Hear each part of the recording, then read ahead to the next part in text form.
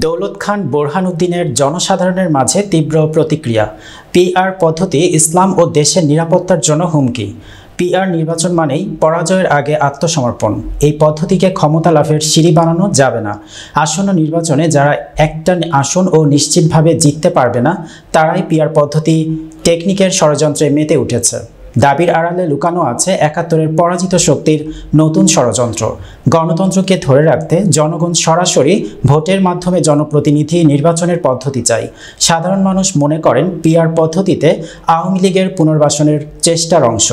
এলাকার জনগণ নির্ধারণ করবে কে জনপ্রতিনিধি হবেন, কোন দল বা নির্দিষ্ট কোনো গোষ্ঠী এই রায় দেওয়ার কে। এই পিআর পদ্ধতিতেই অনেক অযোগ্য ও অজনপ্রিয় লোক সংসদে চলে যেতে পারে। দেশে একটা নেতৃত্বের সংকট সৃষ্টি হবে দাবি করেছেন জনসাধারণ। নির্বাচিত হতে হলে যোগ্যতা লাগে, আর সেই যোগ্যতা সবার থাকে না। সেই সব রাজনৈতিক দলগুলো যাদের ফিটনেস নেই, ভুইফোড় দল বা সংগঠন, তারাই তামাশার পিআর পদ্ধতি সৃষ্টি করে অপরাজনীতির পায়তারা চালাচ্ছে। শহীদ জিয়ার সৈনিকরা ওদের স্বপ্ন বাংলার মাটিতে বাস্তবায়ন হতে দেবে না। আগামী ফেব্রুয়ারিতেই আগের ভোট পদ্ধতিতে নির্বাচন পদ্ধতি অনুষ্ঠিত হবে, এই আওয়াজ সর্বোত্তম ভেসে বেড়াচ্ছে। তোমার বাংলাদেশে একটা দল আইছে, তাদের কোনো খানা নাই, বাংলাদেশে কোনো জায়গায় তাদের একটা সিট নাই, কিছু নেই, ভোটার নাই, তাদের কোনো কর্মী নেই। তারা বিভিন্নভাবে পিআর না ভুয়ার কি কয় না কয় এটি আমরা বুঝি। পিআর পদ্ধতি বুঝি না, 17 বছর ধরে ভোট দিতে পারি না।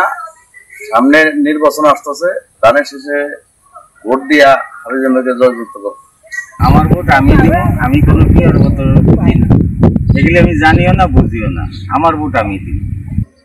পিআর পদ্ধতি আমরা বুঝি না, এই দেশের জনগণ এটা মানিয়েও নিব না। আমরা জিয়ার আদর্শের সৈনিক, আমরা দীর্ঘদিন 17 বছর ভোট দিতে পারি না, এই বছর আমরা ভোট দিব। আমরা এখন যেই পিআর পদ্ধতি নির্বাচনের জন্য যারাই আগ্রহী, তাদের পিছনে কোনো ব্যাকগ্রাউন্ড নাই, পলিটিক্যাল কোনো ব্যাকগ্রাউন্ড নাই, তাদের কর্মী শূন্য। পিআর পদ্ধতি এদেশের মানুষ চায় না। গণতান্ত্রিক প্রক্রিয়ায় ভোটের মাধ্যমে স্থানীয় সংসদ সদস্য নির্বাচিত করতে চাই। দীর্ঘ 17 বছর ভোট দিতে পারি নাই। আসন্ন জাতীয় সংসদ নির্বাচন নিয়ে কোন রকম নীল নকশা ও পিআর পদ্ধতি এই বাংলার মাটিতে হবে না। ষড়যন্ত্রমূলক উপস্থাপনা হলো পিআর পদ্ধতি, যেটি বাংলাদেশের ইতিপূর্বে প্রয়োগ হয় নাই এবং বাংলাদেশের মানুষ চায় যে পূর্বের যে গণতান্ত্রিক নিরপেক্ষ সরকারের অধীনে নির্বাচন সেটি বহাল থাকুক। এবং পিআর পদ্ধতিতে যদি ভোট হয়, অনেক দল আছে যারা ওয়ার্ডে মেম্বার হওয়ার যোগ্য রাখে না, যাদের প্রার্থীরা, তারা আজকে এমপি হওয়ার স্বপ্ন দেখে। তো এই স্বপ্ন আশা করি স্বপ্নই থেকে যাবে। আমি দৌলত খান বাজারের সাধারণ ব্যবসায়ী কালিদাস পাল বলু। দৌলত পিআর পদ্ধতির ভোট না হয়ে গণতন্ত্র দেশে গণতান্ত্রিক উপায়ে ভোট কেন্দ্রে গিয়ে সুষ্ঠুভাবে সুন্দরভাবে ভোট দিতে পারি, সেই জন্য সম্মানিত বর্তমান প্রধান উপদেষ্টার কাছে আকুল আবেদন জানাচ্ছি। আসন্ন জাতীয় সংসদ নির্বাচনে পিআর পদ্ধতি আমরা বুঝি না। দীর্ঘ স্বৈর শাসনের 17 বছর আমরা ভোট দিতে পারি না। আমি শহীদ জিয়ার নগণ্য সৈনিক।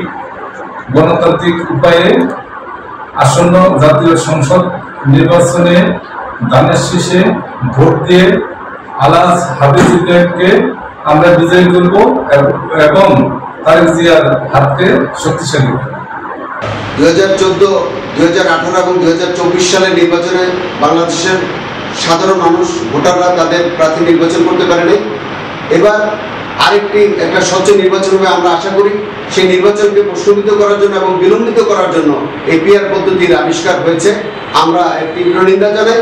আমরা অতি দ্রুত যাতে জনগণের প্রতিনিধি নির্বাচন করতে পারি, সেই ব্যবস্থা আমরা বর্তমান তত্ত্বাবধায়ক ইন্টেরিয়র গভর্নমেন্টকে দাবি জানাচ্ছি, যাতে করে পিআর পদ্ধতি বাদ দিয়ে সাবেক পদ্ধতিতে প্রার্থী নির্বাচন করে জাতীয় সংসদে যাতে প্রতিনিধিত্ব আমরা পাঠাতে পারি, সেই পদ্ধতি যেটা আছে সেই পদ্ধতিতে আমরা যেন নির্বাচন করতে পারি এবং প্রার্থী নির্বাচন করতে পারি, সেই ব্যবস্থা করার জন্য অতি দ্রুত নির্বাচন করার জন্য আমরা দাবি জানাচ্ছি।